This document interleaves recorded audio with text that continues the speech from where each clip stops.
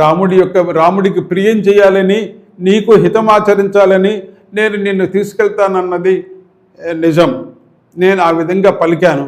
కానీ ఈ దుష్ప్రవేశమైనటువంటి లంకానగరం, అలాగే 100 యోజనాల నుండి సముద్రాన్ని దాటడం అందరికీ సాధ్యం కాదనే విషయంతో నేను తీసుకెళ్తానని చెప్పాను. కానీ అమ్మా, నీ మాటలు వింటే నీవే మాటలే తగినట్టున్నాయి తల్లి. నేను ప్రయాణం చేసి వెళ్తాను. కావున నీకు అభిజ్ఞానంగా రాముడికి ఏం ఇమ్మంటావో, రాముడికి ఏమిస్తావో తల్లి, అది ఇవ్వు.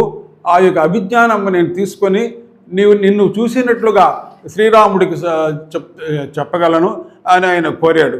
దానికి ఆమె ఏం చెప్పిందంటే, నాయన, నీకు నా అభిజ్ఞానంగా ఒక విషయం చెప్తాను. ఏమిటంటే ఇది శ్రేష్టమైనటువంటి, నాకు శ్రీరాముడికి తప్ప మరొకరికి తెలియని విషయం. అది నీకు చెప్తున్నాను. చిత్రకూట పర్వతమునందు మేము నివసించేటప్పుడు ఒక రోజున ఆ తాపసులు ఉండేటువంటి ఆ పర్వతమునందు మేము విహారం చేయడం జరిగింది.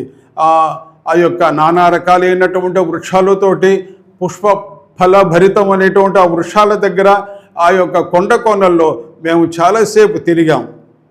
అలా తిరుగుతూ ఒక చోట అలిసినటువంటి శ్రీరాముడు నా ఒడిలో తన శిరస్సుంచి పడుకొని ఆయన కొంత సేద తీరాడు. ఆ సందర్భంలో అటుగా వచ్చినటువంటి ఓ కాకి పదే నా వైపుకు వచ్చి పొడవడానికి ప్రయత్నిస్తోంది. అలా ప్రయత్నించినప్పుడు నేను దాన్ని రాయి తీసుకొని వారిస్తున్నాను. కానీ అది మరలా వస్తోంది. ఆ పరిస్థితిలో నేను నా మొలక ఉన్నటువంటి పట్టెడను లాగి దానిని కొట్టబోయాను. అప్పుడు అది నా యొక్క వసనం కొంత జారడం జరిగింది. దాన్ని చూసే శ్రీరాముడు నవ్వాడు. దానికి కోపించినటువంటి నేను సిగ్గుతో ఉండగా అలా కొంతసేపు మా ఇద్దరి మధ్య సంభాషణ జరిగిన తర్వాత ఆయన మళ్ళీ నిద్రలోకి జారుకోవడం జరిగింది. ఆయన నిద్రపోయాడు.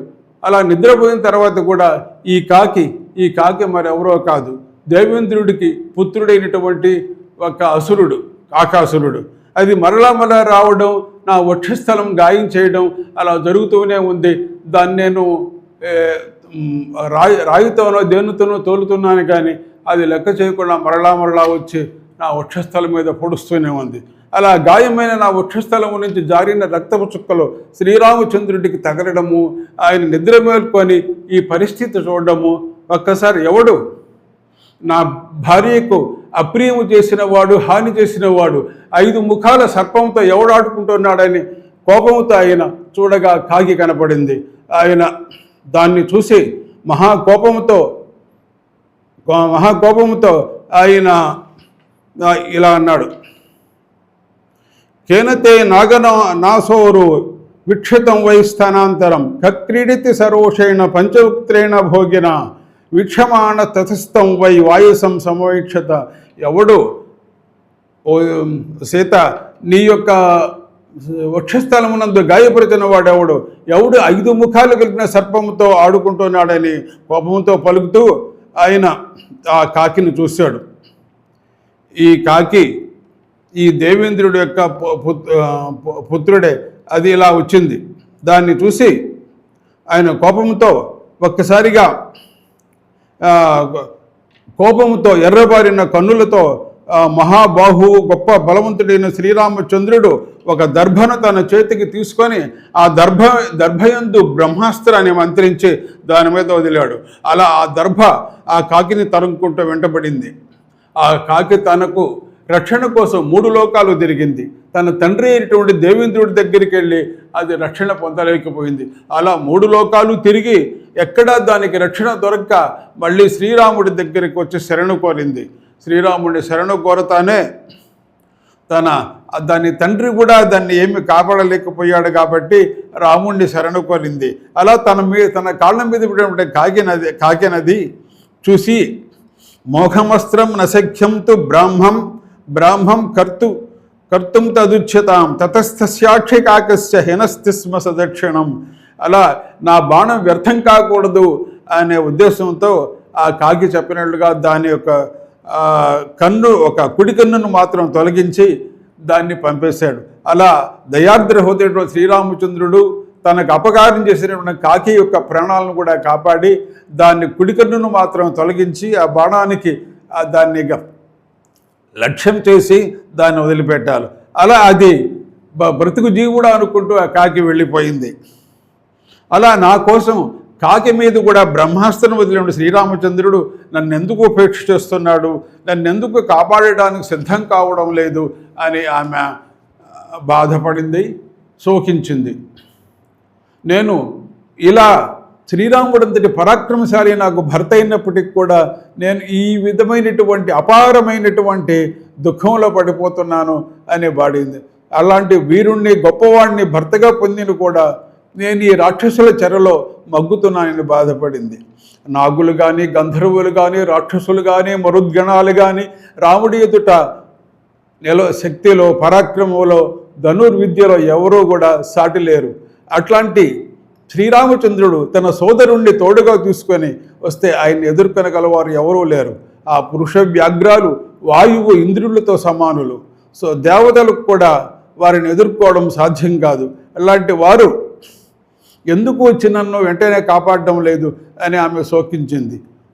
అది విన్న హనుమంతుడు త్వచ్చోక విముఖో రామో దేవి సత్యేన తే సపే రామే దుఃఖాభిపన్నేతో లక్ష్మణ పరితప్యతే కథంచిత్ భవతీ దృష్ట నకాల పరిశోచితం ఇమం ముహూర్తం దుఃఖానామంతం దృక్షస శోభనే.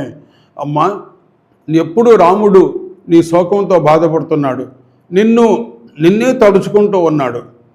వాళ్ళిద్దరూ కూడా రాముడిని లక్ష్మణుడు ఆశ్వాసపరుస్తున్నాడు. క్రూరుడైనటువంటి రావణాసురుడిని సంహరించి నిన్ను ఆయన మరలా తన దగ్గరికి చేర్చుకుంటాడు, నీవు బాధపడవద్దు, దుఃఖించవద్దు అని కోరింది. మరలా సీతమ్మ తన అత్తగారిని గురించి, తన మరిది గురించి ఇలా తలుచుకుని ఆమె బాధపడడం జరిగింది. కౌసల్య లోకభర్తారం సుషువేజం మనస్విని తమ్మమార్థే సుఖం పృచ్ఛ శిరస చాభివాదయ సృజశ్చ సర్వరత్నాని ప్రియాయశ్చ వరాంకనా ఐశ్వర్యంచ విశాలాయాం పృథివ్యాము దుర్లభం. మా అత్తగారు కౌసల్య లోకరక్షకుడైనటువంటి పుత్రుని కన్నది. శ్రీరామచంద్రుడు తల్లి తండ్రి యొక్క ఆజ్ఞలు పాటించేవాడు. అలాగే సుమిత్రాదేవి కుమారుడైనటువంటి లక్ష్మణుడు అన్నగారికి అనుకూలమైనటువంటి వాడు. వాళ్ళు సింహంతో సమానమైన పరాక్రమవంతులు. తండ్రి వలె రాముడు తల్లిదండ్రుల పట్ల పితృవద్ వర్తతే రామే పాతృవద్ మాం సమాచర హిరబాణం తదా వీరో నతు మాం వేద లక్ష్మణ వృద్ధోపసేవి లక్ష్మీవాన్ శక్తో న బహుభాషిత రాజపుత్ర ప్రియశ్రేష్ఠ సదృశ స్వసురస్య మే మత్త ప్రియతరో నిత్యం భ్రాత రామస్య లక్ష్మణ నియుక్తో ధుర్యస్యాం తు తాముద్వహతి వీర్యవాన్ యం దృష్ట్వా రాఘవో నైవ వృత్తమార్య మనుస్మరత్ స మమార్థాయ కుశలం వక్తవ్యో వచనాత్ మమ. రామలక్ష్మణులు వృద్ధుల్ని సేవించేవారు, గురువుల్ని సేవించేవారు. నాకంటే తన తమ్ముడైన లక్ష్మణుడిని ఇష్టపడతాడు శ్రీరాముడు. ఇలా ఆయన పరిపరివిధాలుగా తలుచుకుని వానరశ్రేష్ఠ, నీవు వెళ్ళి నా జీవితాన్ని మరలా కాపాడే విధంగా రాముడికి చెప్పు.